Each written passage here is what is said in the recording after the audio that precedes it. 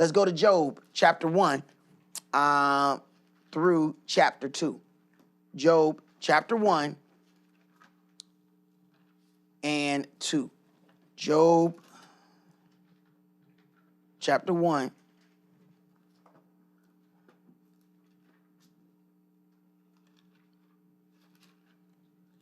through chapter 2. Now, we see Yahweh is going to make everybody come up to keep the Feast of Tabernacles. Now remember, it says, let it be done in earth as it is in heaven. All right? So the things that we were given, these holy days, all of these things were set up in heaven. All right, verse 1. There was a man in the land of Uz whose name was Job, and that man was perfect and upright, and one that feared Elohim and hated evil. And there were born unto him 7 sons and 3 daughters.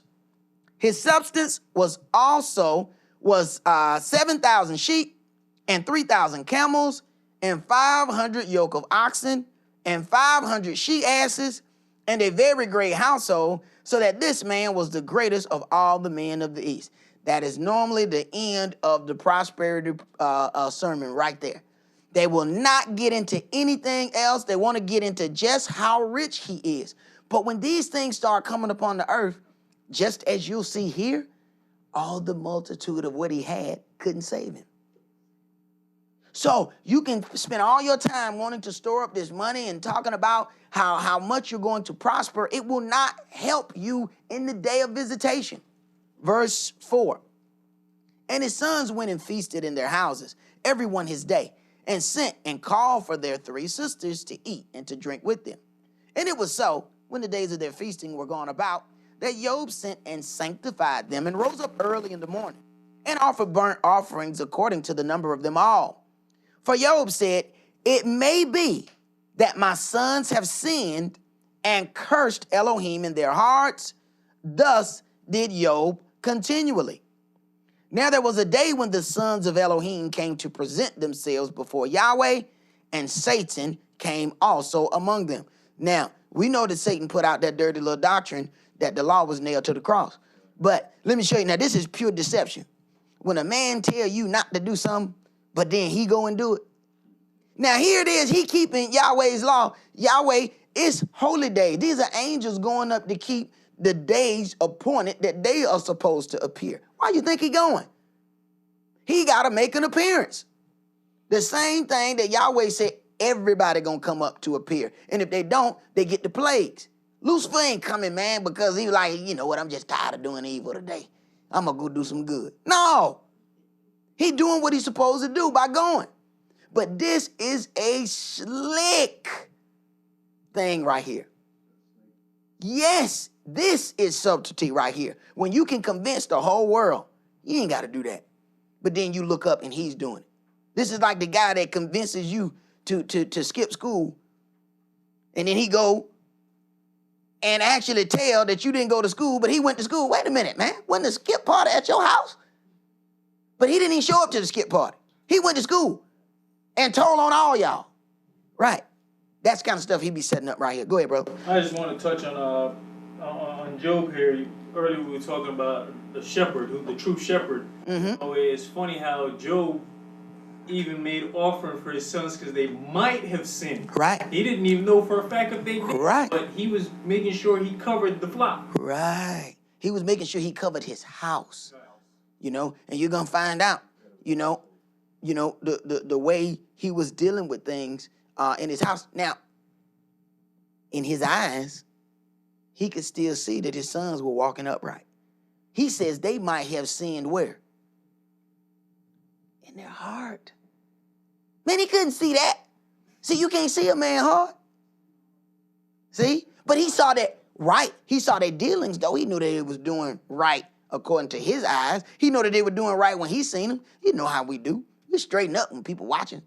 You know what I'm saying? We don't really do. People do dirt in the dark. You know what I'm saying? When it's light time, they be, hey, daddy. Hey. Do my dirt all by my life. Right. Soon as it get dark, well, art thou my son? Over here seeking to whom I may destroy. Right. That's how that goes down. So he knows, I need to offer up some spiritual sacrifices because I don't know what these boys may be getting into. Verse 6. Now there was a day when the sons of Elohim came to present themselves before Yahweh, and Satan came also among them. And Yahweh said unto Satan, Whence comest thou? Then Satan answered Yahweh and said, From going to and fro in the earth, and from walking up and down in it. And Yahweh said unto Satan, Have you considered my servant Job, that there is none like him in the earth, a perfect and an upright man, one that fears Elohim and hates evil? Then Satan answered Yahweh and said, Does Job fear Elohim for nothing? Have not you made an hedge about him? Listen. Have not you made an hedge about him and about his house and about all that he has on every side? See, most people worry about the front part of this, about Job had 7,000 of this. He had 3,000 of this. This is my point right here. This is the one I want. You can keep your little 7,000 sheep and your little 5,000 oxen. I want this one right here. This one right here. I want that hedge, baby. That's the one I want. They end up focusing on the wrong thing. Listen about that. Satan could not touch him until Yahweh said, all right, you can do something to him. He didn't even consider Job. You see, when he mentioned Job, he said, have you considered Job? Ah, yeah, man, but man, you got a hedge round about that dude, man. You know I can't go over there. That's what I want, baby. I want that hedge. You had them oxen and them sheep. All right, verse 10. Have not you made a hedge about him and about his house and about all that he has on every side? So think about it. He got an ox. It's a hedge around the ox. Man, he can't even touch the ox. He said there's a hedge around all that he has. He can't even touch his stuff. And you have blessed the work of his hands, and his substance is increased in the land. But put forth thine hand now and touch all that he has, and he will curse you to your face. And Yahweh said unto Satan, Behold, all that he has is in your power. Only upon himself put not forth thine hand. So Satan went forth from the presence of Yahweh.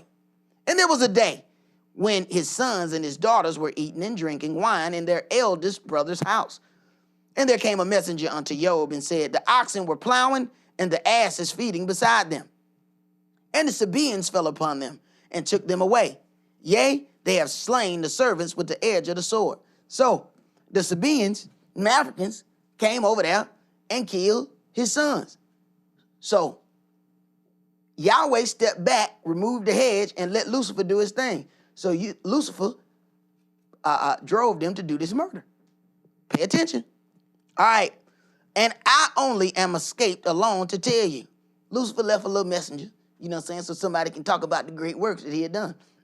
Verse 16, while he was yet speaking, there came also another and said, The fire of Elohim is fallen from heaven. Now they calling it the fire of Elohim. Understand that Lucifer is a god. Lucifer made fire shoot down from heaven and have burnt up the sheep and the servants and consumed them, and I only am escaped alone to tell you. While he was yet speaking, there came another and said, The Chaldeans made out 3 bands and fell upon the camels and have carried them away, yea, and slain the servants with the edge of the sword, and I only am escaped alone to tell you. You notice, he's using all heathens to do his bidding. Understand that, right? Right. So he already has these people. Understand, it says that when Lucifer is kicked out of heaven, who does he make war with? He makes war with the remnant of that woman who keep the commandments of Yahweh. He don't have to make war with these people. He already got these people. These people already serve him. So when the job came up, he knew exactly who to use. Oh, I got these right here available. Send them over there to do this right here. Send them over there to go kill them. Oh, he already got his servants ready. He has access to these people. These people are not Yahweh's servants. These people don't have a hedge round about them. Verse 18. While he was yet speaking, there came also another and said, your sons and your daughters were eating and drinking wine in their eldest brother's house. And behold, there came a great wind from the wilderness and smote the four corners of the house, and it fell upon the young men, and they are dead. And I only am escaped alone to tell you. Now, Lucifer commanding the wind and knocking down the house. Then Job arose and rent his mantle and shaved his head and fell down upon the ground and worshiped and said, naked came I out of my mother's womb, and naked shall I return thither. Yahweh gave, and Yahweh have taken away. Blessed be the name of Yahweh. And all this Job sinned not, nor charged Elohim foolishly. Now we know that this was a great man, because hindsight is always 20/20. But let me tell you something. If we lose that much in one day, we'd be on top of a building trying to jump off of it. He lost his elders too, didn't he? Oh, man, he lost everything. Wow. Right. He is, now I'm glad you mentioned that, because that was a point. When you lose your eldest, the eldest is the one that's supposed to really carry on the name. This is the one who actually gets the double portion of everything that you leave behind. When a man loses all his sons, brother, he loses his whole heritage. His whole house dies. You understand the kind of pain that this man is in? He has nothing. It's like he never lived. That's what's going on right now. His head is gone. Chapter 2. Again, there was a day when the sons of Elohim, check this out, came to present themselves. Ain't that what happened before? The sons of Elohim, here the sons of Elohim in heaven are coming to present themselves. These are the angels. And Satan came also among them to present himself before Yahweh. Satan is an angel. So he had to go present himself just like everybody else. Go ahead, brother. Is this the Day of Atonement that they present themselves? Or Not quite sure exactly what day. but it's a day. Right. It's one of the, it wouldn't be their atonement. We don't have to make an appearance on that per se. It's we don't know exactly which day. First fruit, but it could have been. It could have been one of the days, because feast days, I mean. right, it was one of the days where he had to make an appearance. We don't know which one. It didn't say.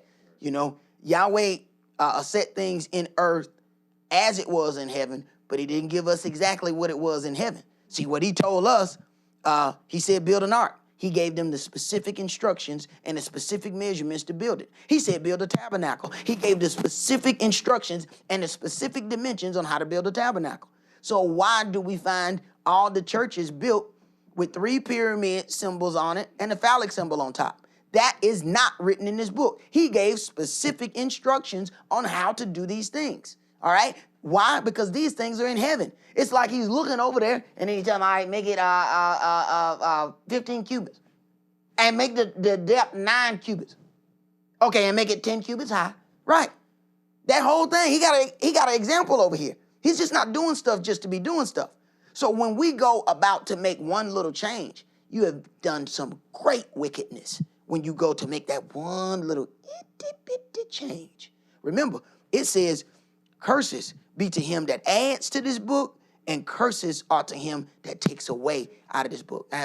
Just to touch on the same, you see the angels themselves had to present themselves. Right. And back to what you were saying about this whole, we didn't got to do it, it's been done away with. So right. It's been done away with up there as well, Right. Right. Wasn't no cross in heaven. So where did that law get nailed to? If this was nailed to the cross on earth, where did theirs get nailed to? Because wasn't no thing up there. So yeah, man, it don't add up. It does not add up when you read what is written in this book. But man is not accustomed to reading. Remember what they said: if you want to hide something from black people, put it in the book. We're also almost putting ourselves above them because we don't want to make our appearance. They're still making their appearance, and here we are. That's doing we ain't got to worry about that. But look at how slick Lucifer is. Even though he's the one that led all these people in these lives, he's still going to keep them. So that is the serious definition of deception. When you deceive the people, to a point and telling them the very thing that you are doing. It's one thing to deceive somebody and just say, man, don't go there. And you know it's wrong, but you sit there and you don't go too. He didn't even do the wrong with them. That, my friend, is deception. Verse 2. And Yahweh said unto Satan, from whence comest thou? And Satan answered Yahweh, and said, from going to and fro in the earth, and from walking up and down in it. This was his job. This is what he's supposed to be doing.